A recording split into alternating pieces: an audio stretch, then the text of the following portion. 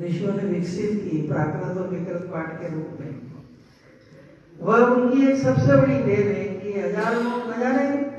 काल के प्रवाह में कितने वर्ष बीत गए कोई नहीं जानता है, लेकिन यह वेद मंत्र और उसके उच्चारण ये अक्षुण्ण है और इस धारा को आने वाले समय के अंदर भी सतत चला जाना, इससे बढ़कर आज के समय में कोई पुण्य कार्य हो सकता मैं नहीं मानता। तो इस दृष्टि से यह एक अद्भुत कार्य हुआ है और मुझे उतना ज्ञान नहीं, लेकिन सुना है कि ये जो दंड क्रम है बहुत क्लिष्ट है। तो जो अत्यंत क्लिष्ट पाठ पद्धति है और उसका जो है जिस तरह से, तो एक तरह से शायद भगवत कृपा ही होगी। तो कुल मिलाकर एक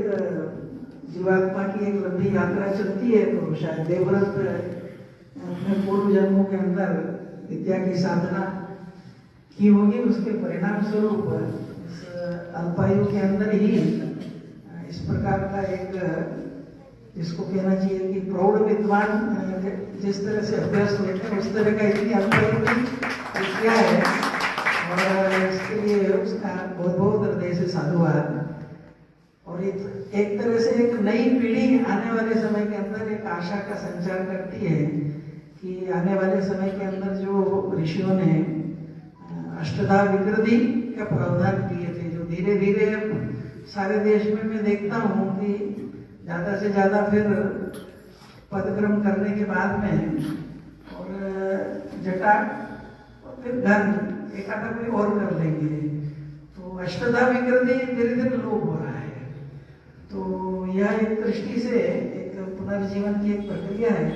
मैं समझता हूँ कि इस कार्यक्रम के माध्यम से बाकी भी जो अष्टधा विकृतियां हैं उन सब का भी और पुनर्जीवन हो और नई पीढ़ी के लोग इसको अच्छे से करें, क्योंकि ये साधना का काम है, तपस्या का काम है। तो इस कार्यक्रम के माध्यम से अन्यों को भी तप करने की प्रेरणा मिले और इस माध्यम से और वेद भगवान की सतत सेवा होती रहे। वेदों के जो संदेश है उसके आधार पर आने वाले समय के अंदर अपना देश और समाज खड़ा हो। जैसा वेदों में कहा कि सा प्रथमा विश्वभारा संस्कृति, तो ये विश्व की सबसे प्रथम संस्कृति है और विश्व के कल्याण वाली संस्कृति है, उसका दर्शन वेद से होता है।